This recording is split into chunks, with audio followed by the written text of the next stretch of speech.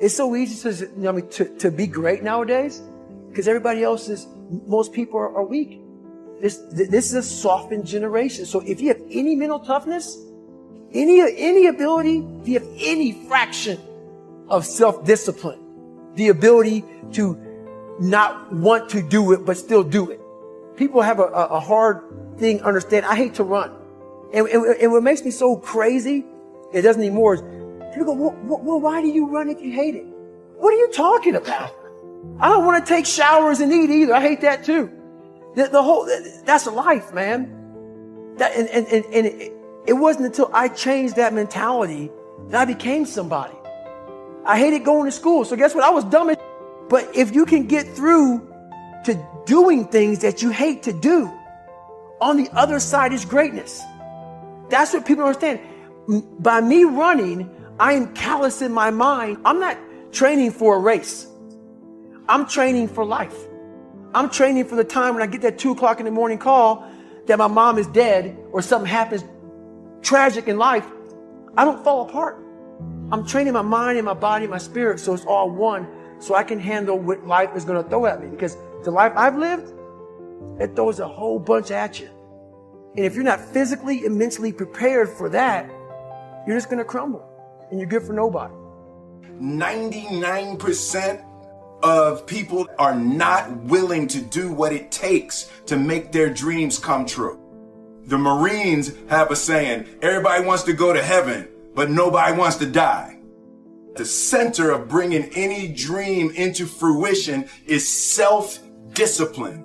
You know, something as simple as food and eating. It's not about your body as much as it is about your mind. It's getting command of your mind to be able to choose actions that are in your own best interest. Every day we are choosing that's not in our own best interest. So if the world is attacking you and the world wants to fight you and the world's trying to hold you down, so you're going to kick yourself in the balls? So you're going to stop yourself from getting what you dream. And I think the word discipline has kind of gotten a bad name. We think about it in terms of punishment. I'm not talking about discipline in that way. I'm talking about discipline in the sense that you forego immediate pleasure for the exchange of long-term self-respect. I believe that self-discipline is the definition of self-love. That when you say that you love yourself, that means that you have behavior towards yourself that is loving. Self-discipline is the center of all material success. You cannot win the war against the world if you can't win the war against your own mind. Self-love is when you say to yourself, oh, man, look, I know you and that girl got a real connection. I know y'all vibe, but that's your girl's cousin. So I love you too much to let you do that. It's like you say to yourself, hey, man, look, I know you want to eat that pizza and it'll be really good, you know, but I can't let you eat that, man, because if you eat that pizza, you're going to feel like shit, you know, and I love you too much to let you eat that.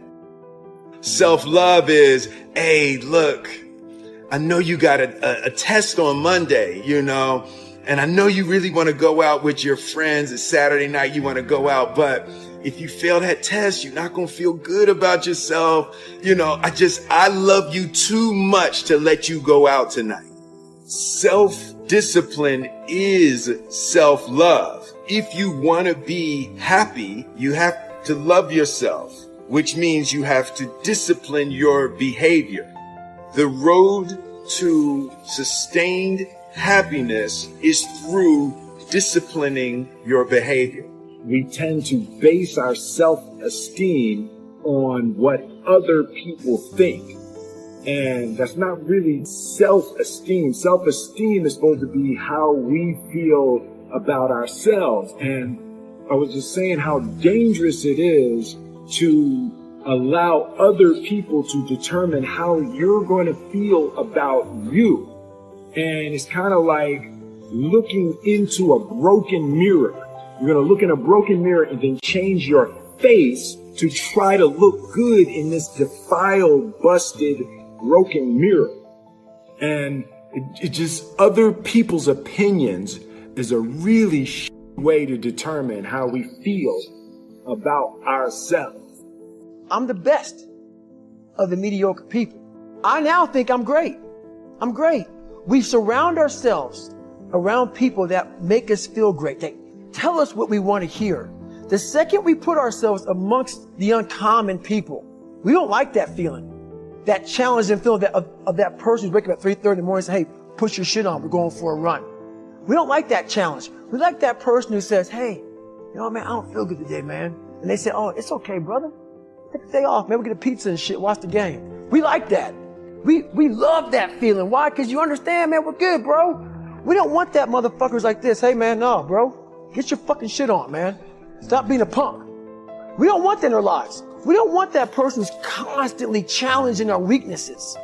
We want that person who's constantly, making us feel nice and good and secure in ours. That's the mediocrity of life. We want to be the best amongst the average people. People wonder, how do you stay hungry all the time? Because after I accomplish something, I don't sit back like a lot of guys who graduate buds, graduate this, graduate that. They get comfortable. They wonder why I'm getting weak, man. I don't know, I lost my edge. What's going on? Because once you hit the top of the fucking mountain, guess what happened? I'm good. I'm good. So you wonder why you're falling down now. Because once you reach the top of the mountain, you got to build a fucking another one. That's mediocrity. There's a lot of people in mediocrity who have a nice resume, but they're one-timers, man. They hit a one-time deal. They busted it open, got a lot of money, but they're good. You're mediocre now, man. What are you fucking doing today, tomorrow, the next fucking day? That's why I'm listening to theorists. I don't listen to all that bullshit. I listen to a motherfucker who's like this, man. What's wrong, man? I'm fucking tired, dude. Why are you tired? Because tomorrow, I gotta do the fucking shit again, man. Whatever the shit is that made me fucking nauseous and sick to my stomach, it made me hurt. There's no ending. And that's the person I listen to. That's the person who's gained knowledge. You gain knowledge through suffering. And on the other end of suffering is a world that very few have ever seen. It's a beautiful world because that's where you find yourself. You don't find yourself in over here. You find yourself on the other end. Like the 100-mile race I was on, I ran it for 24 hours. I found myself on the other end of that fucking race. That 19 hours, I found, wow, there's a whole nother fucking world out here that I've never even saw. But the world's in your mind. And that's what all that mediocrity is about. Mediocrity is contagious. Not getting civilized is about having a savage mentality. Civilized is something where people, it's a comfortable world. A lot of us say, like for instance, I see these athletes right now who retire. I'm 38, I'm 39. I did 20 years at the top of my game. I'm chilling out now. You see them a year later and how they look. What the hell just happened to you? What the hell? You're one of the greatest athletes of all time. Kids looked up to you. Women, men of all ages looked up to you. And they hit the pinnacle where it's time to retire and their mind says, whew, I'm civilized. The worst thing that could ever happen to any human being is they become civilized. It's that total accountability. Like even when you retire, there's a motherfucker looking at me and judging me right now, man. I was the baddest person to ever live. It doesn't go away, man. You gotta wake up, even though you retired, you never retired. You're setting the example every single day of your life. And being civilized feels so good. I'm sorry, man. Once you get to the top, you may retire, but you ain't never coming back home, man. Now you're judged. People see you falling off. You want to be that guy who knows I may be retired from the sport or wherever I did, but I'll be damned if you ever see me looking like shit, feeling like shit, not arriving. People, I've arrived. I've arrived mentality. You're always setting the example. Civilization feels so good. These comfortable feelings are what people want. They want retirement. They want that. They need that. It's a yearning feeling. I want it too. People love putting a label on me about, my God, man, you're just wired different. I'm not fucking wired different, dude. I'm thinking right now, after I got past my stuttering thing, now I'm on a roll, I'm good now. You know what I'm thinking about right now?